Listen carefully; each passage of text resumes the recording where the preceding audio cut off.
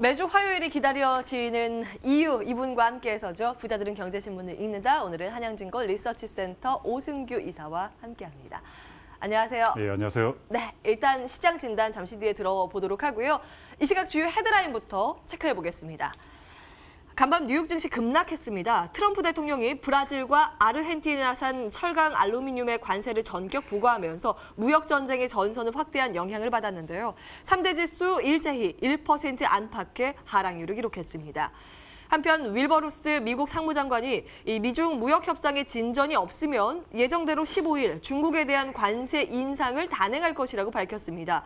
이런 가운데 중국 협상단은 미중 1단계 합의의 일환으로 관세를 철회하라라고 미국에 요구하고 있습니다. 국내 경제 지표 보겠습니다. 올해 3분기 우리나라 경제 성장률이 0.4% 증가해서 0%대를 기록했습니다. 국민 경제 전반의 물가 수준을 나타내는 국내 총생산 디플레이터는 20년 만에 최대폭으로 감소해서 기업 수익성 악화 우려가 고개 들고 있습니다. 외국인이 국내 주식시장에서 대규모 매도세를 이어가고 있습니다. 지난달 7일부터 어제까지 유가증권 시장에서 4조 원이 넘는 주식을 팔아치웠는데요. 잠시 후에 진단해 보겠습니다. 정제 마진이 악화되면서 정유주가 바닥을 모르고 추락하고 있습니다. 다만 내년도 실적 개선 전망이 나오고 있어 주목이 되는 상황이고요. 이 밖에 대덕전자의 인적 분할 소식, 신세계 인터내셔널의 호실적에 대한 기대감이 전해지는데요. 잠시 후에 신문을 통해서 살펴보겠습니다. 마지막으로 조단위 기술 수출 소식에 어제 상승 제한폭에서 마감됐던 알테오젠이 이틀째 급등세를 이어가고 있습니다. 다만 장중에 상승폭은 제한되며 음봉으로 전환됐습니다. 네, 먼저 신문부터 보겠습니다. 전반적인 시장 점검을 해볼 텐데요. 한국 증시가 속된 말로 죽을 못 쓰고 있습니다. 맥을 못 쓰고 있는데요. 이제 매수 주체가 보이지 않고 있다는 게 가장 아쉬운 부분입니다. 외국인 같은 경우에 지금 글로벌 변수, 홍콩 인권법이라는 새로운 변수가 또 고개를 들고 아람코 상장 여부로 인해서 뭔가 비교지수로 아람코가 FTSE나 MSCI 쪽으로 편입이 된다면 특히 MSCI 쪽이죠.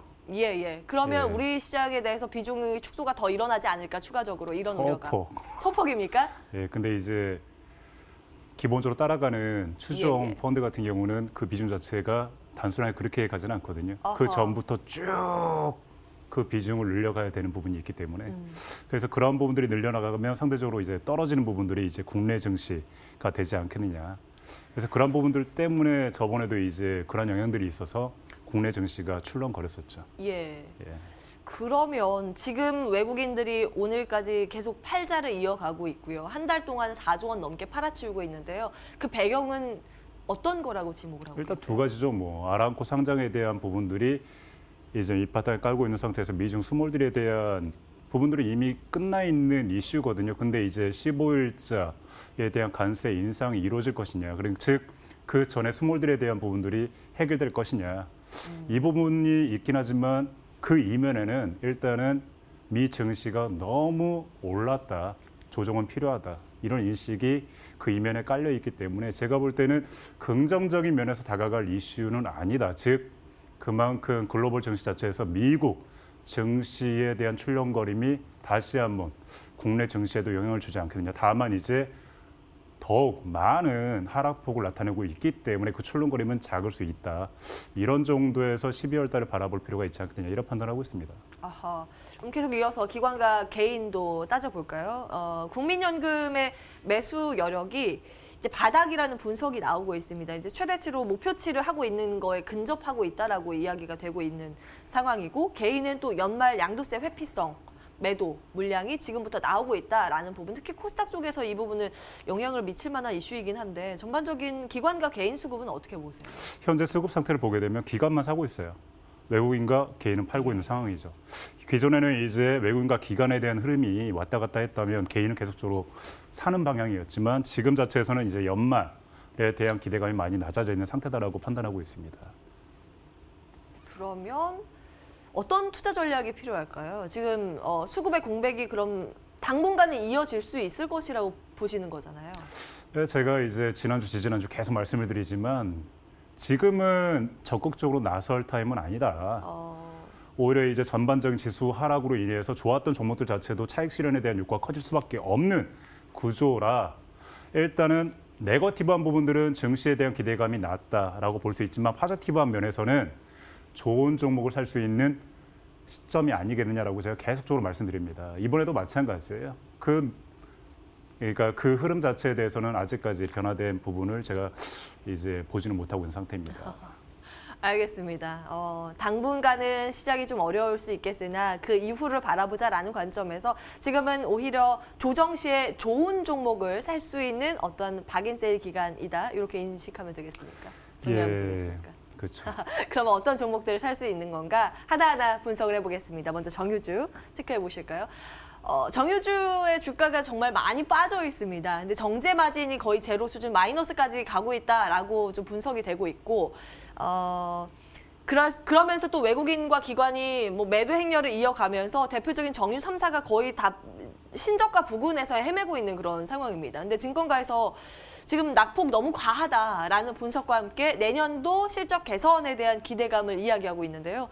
IMO 2020 이 환경 규제 시행이 되면 고도화에 투자한 국내 업체는 오히려 반사 이익을 받을 것이다라고 분석을 하고 있습니다. 내년 기대해 볼까요? 일단은 S-오일과 SK 이노베이션 같은 경우는 저점을 찍고 있죠. 근데 반면 이제 GS 같은 경우는 그나마 좀 선방 상태입니다. 그 전에 이제 글로벌 증시를 먼저 말씀을 드려야 이 부분이 이해가 될 부분인데 내년에 대한 기대치는 일단 글로벌 전체적인 증시에 대한 전망은 긍정적으로 판단하고 있는 상태예요.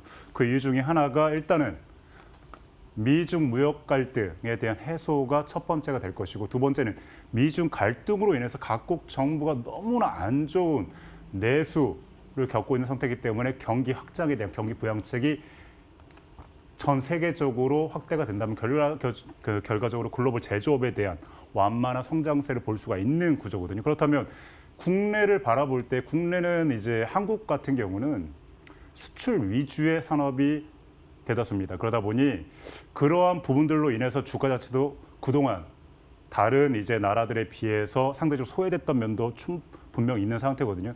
근데 내년에 대한 기대치가 높아지게 된다면 수출 위주의 한국에 대한 주가의 반발력은 더 클 수밖에 없다는 의미에서 이제 외국계들 자체도 한국에 대해서 긍정적으로 바라보고 있다라고 좀 판단하고 있습니다. 그래서 그러한 부분들로 봤을 때 일단 그 부분이 전제가 된다면 결과적으로 정유 업체에 대해서는 매수 관점을 이제 선택할 수밖에 없는 구조거든요.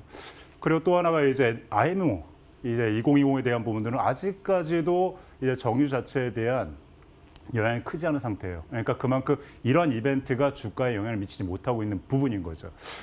근데 일단은 정유주는 기본적으로 유가의 흐름과 같이 움직입니다. 즉 유가 자체가 크게 반등하지 못하기 때문에 마진 자체도 좋아지지 못하는 이런 형국이 주가에 영향을 미치기 때문에 현재와 같은 주가 자체가 하락하는 이런 구조로 가게 되는 그만큼 투자 심리가 악화될 수밖에 없는 구조였던 겁니다. 그러나 이제 내년에 대한 이런 기대치, IMM에 대한 기대치, 그리고 내년 경기 회복에 대한 기대치, 그리고 현재 주가 수준이 바닥 수준이라는 점을 고려할 때 충분히 비중 확대 전략을 갖는 판단이 그래도 좀 더 좋지 않겠느냐 이런 말씀 드리고 싶어요. 예. 모아가는 전략을 말씀 주셨는데 토픽 하나만 꼽아주시겠어요? 저는 항상 얘기를 하지만 저는 S-오일. S-오일 고도화 설비 자체가 가장 순수하게 들어가 있는 업체가 S-오일이거든요. 그리고 참고로 국내 자체가 고도화 설비 자체가 많을 수밖에 없는 이유는 우리나라의 원유 수입이 두바이 쪽에서 일어납니다. 두바이 원유 자체가 황이 많은 원유이기 때문에 이 부분을 이제 정제 설비하기 위해서는 결과적으로 고도화 설비가 필요했던 겁니다. 그래서 다른 나라들에 비해서 우리나라 정유사들의 고도화 설비 투자가 빨리 이루어졌어요. 그래서 그러한 부분들로 인한 이제 수혜가 내년에는 본격화되지 않겠느냐 이런 판단을 하게 되는 거죠. 예, 이제 환경 규제로 인해서 황을 적게 배출해라라는 관점에서 이제 고도화 설비를 가지고 있는 기업들 위주로 좀 수혜를 받을 것이다라는 관점에서 정유주는 S-오일 탑픽으로 체크를 해보고요. 긴 호흡으로 모아가는 전략 말씀 주셨네요. 참고해 보시기 바랍니다. 다음 기업은 분할 이슈가 있어서 좀 점검을 해보려고 합니다. 대덕전자인데요. 지주회사 전환 추진 소식입니다. 어제 공시된 내용인데요. 인적 분할이 결정됐습니다. 이게 존속법인은 아마 대덕이 될 것이고 지주회사로 전환이 되고요. 또 대덕전자라는 이 인쇄 회로 기판 PCB 신설 회사로 설립을 해서 이제 관계사인 Y솔과 5G 부품 개발을 계획을 하고 있다라고 밝히기도 했습니다.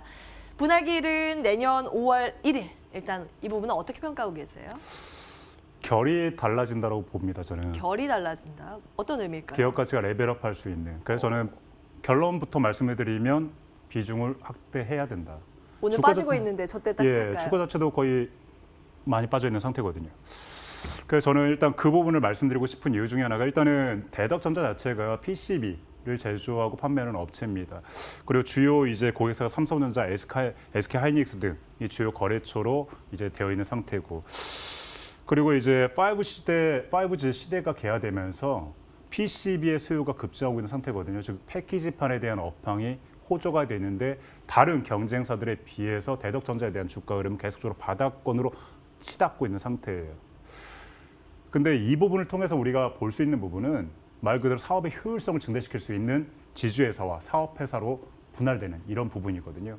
그리고 특히 현금성 자산이 2천억 원이 넘게 가지고 있는 이런 부분들 자체가 5G에 대한 성장성을 확장시킬 수 있는 투자가 이루어질 수 있게 하는 원동력이 되지 않겠느냐. 즉 M&A부터 관련되어 있는 업체에 대한 투자를 통해서 대덕전자가 가지고 있는 5G에 대한 성장 모멘텀을 강화시킬 거다라고 저는 보고 있습니다. 그래서 업황에 대한 부분, 그리고 투자에 대한 부분, 그리고 주가에 대한 부분을 고려할 때 대덕전자에 대한 투자 매력도는 높다라는 말씀 드리고 싶어요.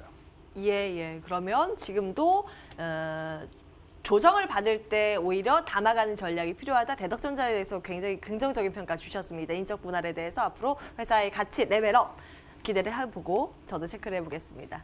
다음 기사 보실까요? 이번에는 신세계 인터내셔널 요즘 긍정적인 분석이 나오고 있어서 다시 한번 점검을 해보려고 합니다. 신세계 같은 경우에는 뭐 면세점 쪽도 면세점인데 백화점 쪽에서 명품에 대한 수요가 늘어나면서 호실적을 3분기에 기록을 했고요. 내년도까지도 이런 실적의 긍정적인 평가가 이어질 것이다라는 분석입니다. 그리고 뭐 계열사들의 실적이 뭐 좋았던 영향도 있는데 그 가운데 하나가 신세계 인터내셔널이죠. 중국 쪽에 이 화장품 수요도 회복세가 잡히고 있다고 하면서 화장품 브랜드에 대한 기대감 여전히 유효하다라는 의견입니다. 다만 패션이나 생활용품 부문의 기대감은 좀 낮다라는 게 좀 발목을 잡고 있습니다. 그러니까 여전히 긍정적인 평가입니다만 목표가 낮춰잡는 증권사도 몇몇 곳이 있더라고요. 그래서 신세계 인터내셔널을 좀 꼼꼼히 점검을 해봐야 될 것 같고요. 주가는 여전히 저평가다. 어떻게 보십니까? 일단은 저는 내년에 대한 포커스는 방한 중국인에 대한 부분들이 될 것이다 보고 있어요. 그래서 그런 면에서 이제 면세점 업체에 대한 기대감은 커질 필요가 있다라는 말씀 드리고 싶고 그에 따른 연자체가 신세계에 대한 주가가 이미 그런 부분들이 이제 반영돼 있는 상황이다라고 보고 있는데 그럼에도 불구하고 아직까지도 올라가 있는 부분들은 그렇게 크지가 않죠. 즉 그만큼 무거운 업체라는 거죠. 그렇지만 내년에 대한 기대치는 더 클 수가 있다는 부분. 그리고 또 신세계 인터내셔널 같은 경우는 일단 고수익성을 나타내고 있는 수입 화장품에 대한 이제 믹스를 통해 가지고 수익성을 개선시키고 있는 모습이 확연하게 지금 나타나고 있는 부분이고 그러한 부분들이 실적에서 나타나고 있습니다. 이러한 부분들로 인해서 이제 모기업인 신세계 자체도 실적의 모멘텀이 강화되는 이런 구조로 갈 것이다라는 부분이기 때문에 일단 신세계 인터내셔널 저는 둘 다 긍정적으로 판단하고 있어요. 둘 다 좋은데 하나만 딱 꼽자면 어떤 저는 거예요? 신세계 인터 같은 경우는 주가 자체가 크게 움직이진 않았습니다. 근데 저는 오히려 무거운 신세계를 더 추천시키고 싶은 이유가 예. 사실 중국향에 대한 화장품에 대한 이슈보다는 오히려 저는 면세점에 대한 이슈가 더 클 거. 그리고 또 백화점에서 수입 명품에 대한 국내 수요가 큰 폭으로 증가하고 있다는 면에 저는 포커스를 좀 두고 싶습니다. 지난주 금요일에 사실 저희가 신세계 다루면서 명품에 대해서 다루면서 김건희 차장도 신세계에 대해서 긍정적인 평가를 주셨는데 여전히 신세계 인터내셔널보다 비교 우위를 따지자면 매력도는 신세계가 조금 더 있다라는 관점 정리를 해보겠습니다. 참고해 보시고요. 한양증권 리서치센터 오승규 이사와 함께했습니다. 말씀 고맙습니다. 네, 고맙습니다.